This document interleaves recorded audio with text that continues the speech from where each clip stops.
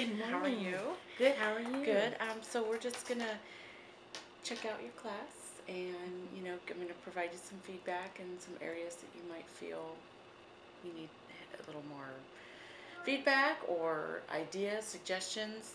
We'll target just a couple of areas because I know doing too many can be overwhelming. So if there's anything you are maybe going to get evaluated from your own principal this year that you might want to look at, would be a good thing, or things that you're just looking to improve on, would be great. So if you can just describe your class and maybe give me some ideas on what I might want to be looking for specifically, that would be really helpful. Perfect. So I've actually been, I've observed this class a couple of times. So they're a very great bunch of kids. There are 3 levels within the class. So we call them in a sense group A, B, and C.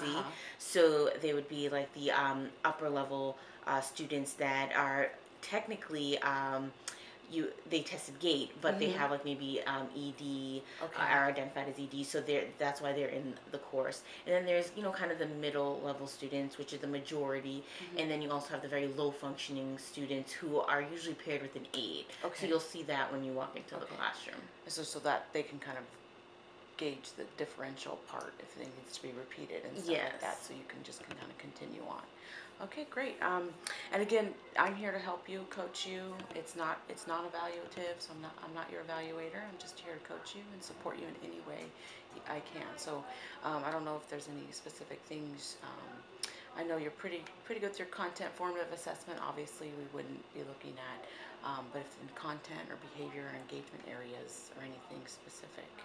So I think related to classroom instruction, I'd really like to focus on classroom engagement. So whether it was this class or another class that I was teaching, I always worry about our students, how are students interacting with the material, and are they actively engaged in whatever process I'm asking them to do. So I'll tell you a little bit about what I'm going to ask them to do today. So there's a story, Homeless to Harvard, that I'm going to read the first part with them.